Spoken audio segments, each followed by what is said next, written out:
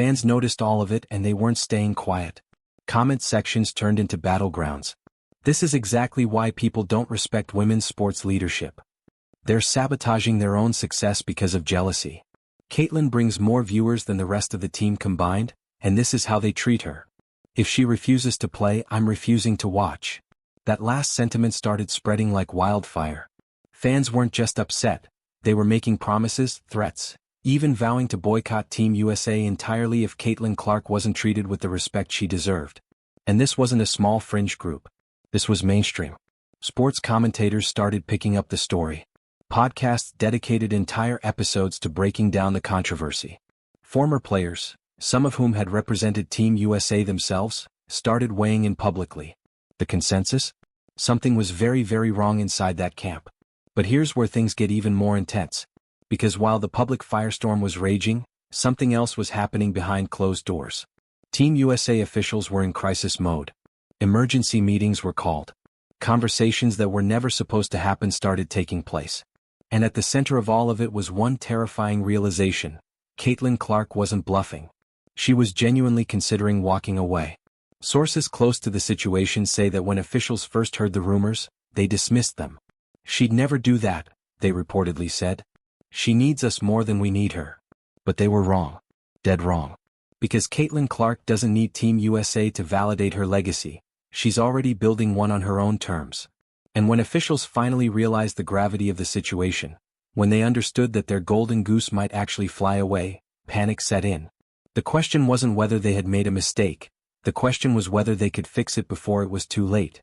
And the answer to that question was about to become painfully clear. The first call came at 11 p.m. An official, someone high up in the Team USA hierarchy, personally reached out to Caitlin's camp. The message was simple: let's talk. We can work this out. But here's the thing about damage control. It only works if you act before the damage is done. And by the time that phone call was made, the damage wasn't just done. It was spreading, metastasizing, growing into something that no private conversation could contain. Caitlin's representatives listened to the pitch. They heard the promises, the reassurances, the carefully crafted language designed to smooth everything over without actually admitting fault. And then they responded with 3 words that sent Team USA into a tailspin: she's not interested. Now let's pause here for a second, because what you need to understand is that in the world of elite athletics, this kind of response simply doesn't happen. Players don't say no to Team USA. They don't reject olive branches. They don't refuse to work things out. The organization holds too much power, too much influence, too many connections that can make or break careers. Or at least that's how it used to work. But Caitlin Clark isn't operating in the old paradigm. She's not a player who needs institutional validation to prove her worth. She's not someone whose marketability depends on wearing red, white, and blue. She is the marketability. She is the draw. For the first time in a very long time, Team USA was dealing with a player who understood her own leverage and wasn't afraid to use it. The officials weren't just surprised, they were shook. Behind closed doors, conversations turned heated. Sources say there was genuine disagreement among leadership about how to handle the situation. Some wanted to double down, to remind everyone, including Caitlin, that Team USA doesn't negotiate with individuals. We're bigger than any one player, one official reportedly said. But others saw the writing on the wall. They understood that in 2024 the power dynamics had shifted. Social media had given fans a voice, and those fans were choosing Caitlin. Not Team USA, Caitlin. The viewership numbers didn't lie. The jersey sales didn't lie. The engagement metrics didn't lie. If Caitlin Clark walked away, publicly, definitively, it wouldn't just be a PR nightmare, it would be an existential crisis. How do you sell Team USA to casual fans when the player they actually want to watch isn't there? How do you fill arenas when the name on everyone's lips is notably absent from the roster?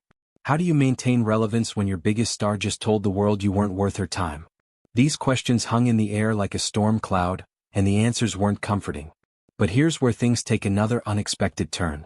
Because while officials were scrambling to contain the situation internally, someone else decided to speak up. A player, a veteran, someone who had been on the Team USA roster for years and had seen the inner workings up close. And what she said publicly on social media for everyone to see threw gasoline on an already burning fire.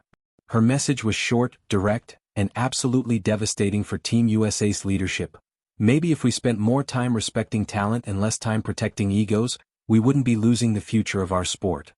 That was the post. 17 words. No names mentioned directly, but everyone, and I mean everyone, knew exactly who she was talking about. The veteran player who posted this had been part of Team USA for nearly a decade. She'd won gold medals. She'd earned her stripes. She had every reason to stay silent and protect the institution that had elevated her career. But she didn't. She spoke up. And the moment that post went live, the narrative shifted completely. Because now, it wasn't just fans speculating about internal dysfunction. It wasn't just outsiders reading between the lines. It was an insider, someone with first-hand knowledge, confirming what everyone suspected. Team USA had a culture problem and Caitlin Clark was caught in the middle of it.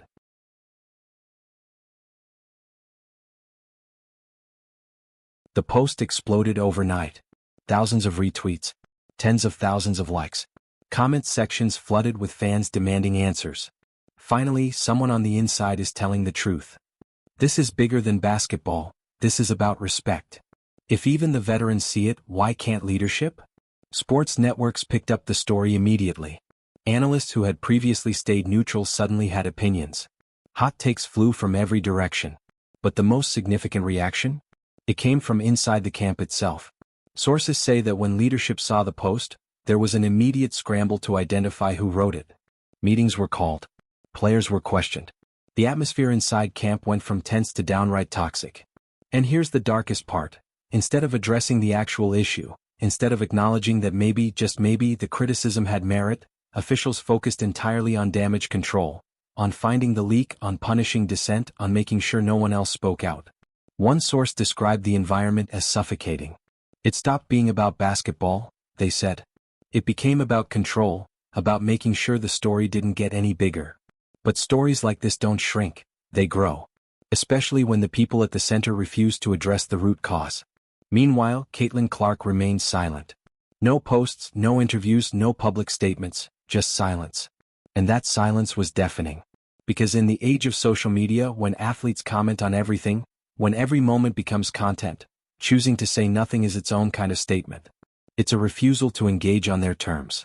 It's a power move, and fans interpreted it exactly that way. She's letting her absence speak for itself. Caitlin doesn't need to defend herself, her game already did. Silence is the loudest response she could give. The pressure on Team USA mounted by the hour. Every passing day without resolution made the optics worse. Every moment Caitlin stayed quiet amplified the narrative that she had been wronged. And then, just when it seemed like things couldn't escalate further, a new bombshell dropped. A report emerged that officials were considering a drastic move, something unprecedented, something that would either fix everything or destroy any remaining trust Caitlin had in the organization. And when fans found out what it was, the reaction was explosive. The report came from a source deep inside Team USA operations. Someone who had access to private conversations, someone who knew exactly what leadership was planning behind closed doors. And what they revealed. It shook the entire basketball world. Team USA officials were considering pulling Caitlin Clark's jersey off her entirely. Not reassigning her number, not giving her a better spot, removing her from consideration altogether. Let that land for a moment. The most remarkable player in women's basketball. The generational talent who had brought unprecedented attention to the sport. The player whose name alone sold more tickets than entire franchises. And they were thinking about cutting her loose. Not because she wasn't good enough, not because she couldn't compete, but because she refused to be disrespected, because she wouldn't play their game, because she dared to have a backbone. The source described the internal logic like this. Some officials felt that keeping Caitlin on the roster after everything that happened would set a dangerous precedent. They worried that other players would see her stand up for herself and think they could do the same. Read that again. They weren't worried about winning. They weren't focused on putting the best team on the floor. They were worried about control, about maintaining a hierarchy where players stay quiet, accept whatever they're given, and never question authority. And Caitlin Clark, simply by being herself, threatened that entire structure. She didn't throw tantrums. She didn't trash-talk leadership publicly. She didn't create drama. She simply refused to accept disrespect, and that was enough to make her a target. When word of this potential decision leaked, the response was immediate and brutal. Fans who had been angry before were now absolutely furious. If they cut Caitlin, I'm done with Team USA forever. This isn't about basketball anymore. This is about punishing excellence. They're really going to sabotage their own team because one player won't bow down. The hashtag boycott Team USA, which had been trending on and off for days, suddenly shot to the top of Twitter's trending list, and it stayed there for hours. Major sports accounts started running polls. Should Team USA remove Caitlin Clark? The results were overwhelming. 90% plus said no. Some polls hit 95%. The public verdict was clear. But would Team USA listen? Behind closed doors, leadership was fracturing. Sources say there were now two distinct camps within the organization. One group wanted to stand firm, to make an example of Caitlin, to show that no player, no matter how popular, was bigger than the team. The other group saw a disaster approaching. They understood that cutting Caitlin wouldn't just be a PR nightmare, it would be organizational suicide. Sponsors were already asking questions. Networks that had committed to broadcasting Team USA games were expressing concern.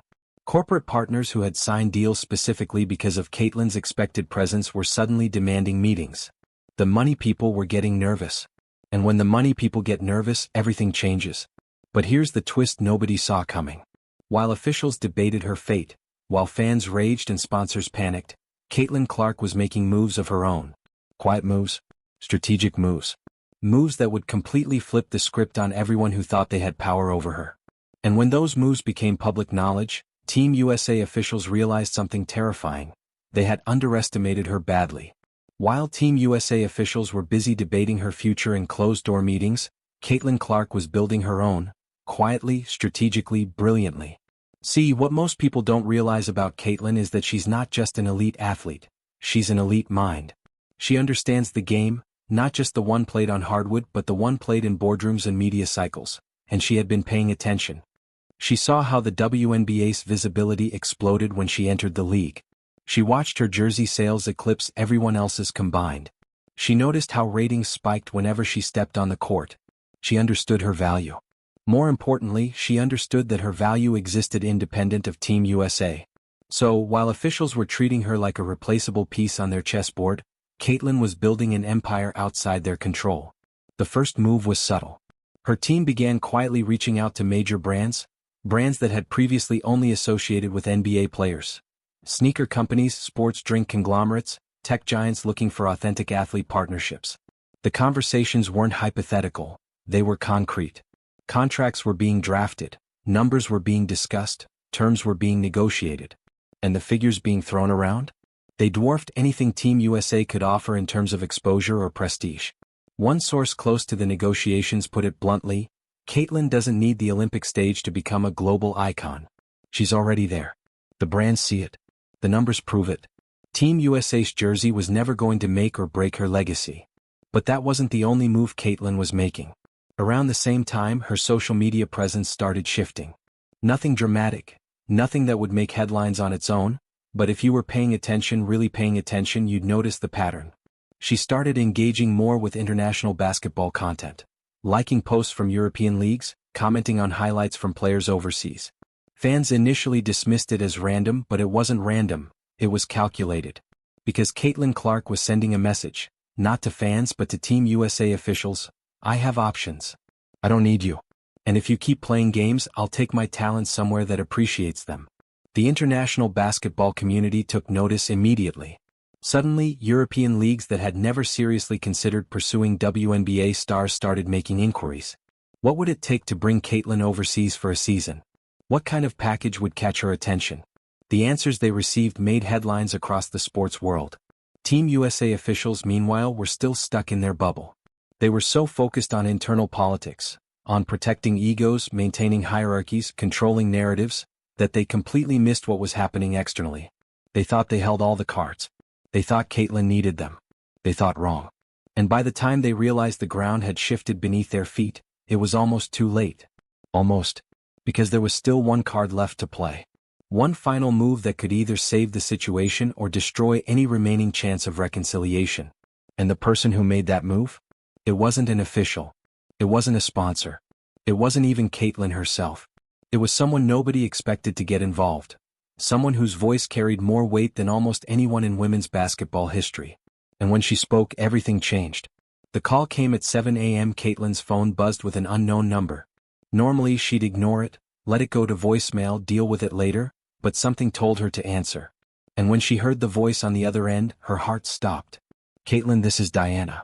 We need to talk." Diana Taurasi. The GOAT. The player who had dominated women's basketball for 2 decades. The fierce competitor who had won multiple Olympic gold medals. The legend whose name was synonymous with excellence, grit, and uncompromising standards. She was calling Caitlin Clark directly, and what she said over the next 45 minutes would reshape the entire trajectory of this story. Now, here's what you need to understand about Diana Taurasi. She's not known for being warm and fuzzy. She's known for being brutally honest, intensely competitive, the kind of player who would rather lose her voice than lose a game. When Diana speaks, people listen, not because she's polite, but because she's earned every syllable through decades of dominance. So, when word leaked that Diana had personally reached out to Caitlin, the basketball world held its breath. What did she say? What did she want? Was she calling to defend Team USA, to pressure Caitlin into falling in line? Or was something else happening entirely?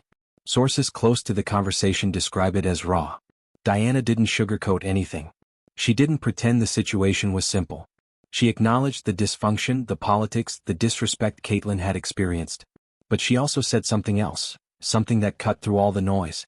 "I know how it feels. I've been there. When I was coming up, they didn't want me either. They thought I was too bold, too confident, too much. But I didn't let them define my story, and you can't either." Caitlin listened. Really listened. Because this wasn't some official giving her a scripted pep talk. This was Diana Taurasi, someone who had walked through the same fire decades earlier, speaking from genuine experience. "The system is broken," Diana continued. "I'm not going to pretend it isn't. But walking away doesn't fix it. Staying and dominating so hard they can't ignore you? That's how you change things. That's how you make sure the next Caitlin Clark doesn't go through what you're going through." The words hung in the air, heavy, powerful, true. But Diana wasn't done. She made Caitlin a promise. "If you decide to stay, I've got your back. Publicly, privately, whatever you need. I'll make sure everyone knows that disrespecting you means disrespecting the future of the sport. And I won't be quiet about it." This was unprecedented. Diana Taurasi, the most decorated player in WNBA history, was offering to publicly align herself with Caitlin Clark. Not because officials asked her to, not because sponsors pressured her, but because she believed it was right. She saw something in Caitlin that reminded her of herself. That same fire, that same refusal to shrink, that same understanding that greatness isn't given, it's taken. And she wasn't going to let the system crush another generational talent. After the call ended, Caitlin sat in silence for a long time. The decision she faced hadn't gotten easier, but something had shifted. She wasn't alone anymore. And that changed everything. But what happened next? The decision Caitlin ultimately made would send shockwaves through Team USA, the WNBA, and the entire sports world. Because when she finally broke her silence, nobody was prepared for what she said. 3 days of silence. That's how long fans waited after Diana's call became public knowledge. 3 days of speculation, 3 days of rumors, 3 days of everyone, from casual fans to ESPN analysts to Team USA officials, trying to predict what Caitlin Clark would do next. Would she walk away? Would she fall in line? Would she demand changes? Nobody knew. And the uncertainty was driving everyone insane. The number that represented who she was before anyone tried to diminish her, it was a quiet but powerful statement. "I'm taking back my identity. I'm playing on my terms and I'm just getting started." Rotation policies were also revised. New guidelines were implemented, ensuring that playing time would be based on performance. Not politics, not seniority, not backroom agreements. The best players would play. Period. And Caitlin Clark? She wasn't just included in the rotation, she was named a starter. But perhaps the most significant change happened behind the scenes.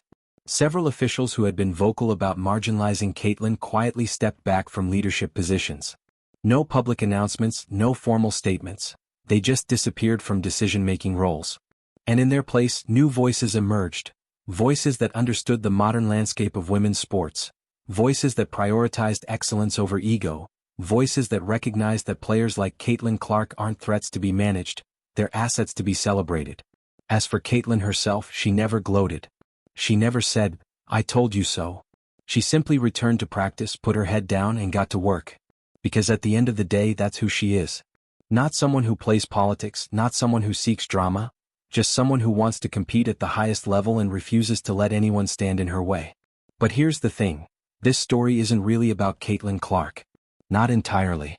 It's about what happens when systems prioritize comfort over change, When institutions value hierarchy over excellence.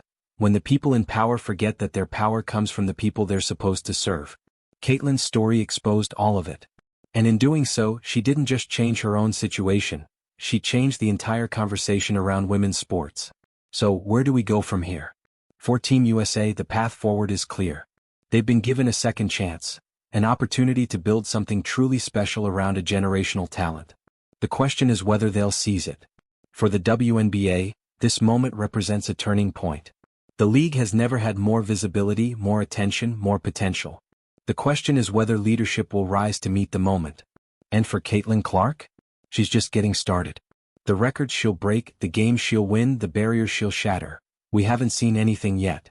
Because this wasn't the end of her story. This was the beginning. And if you think the last few weeks were intense, just wait.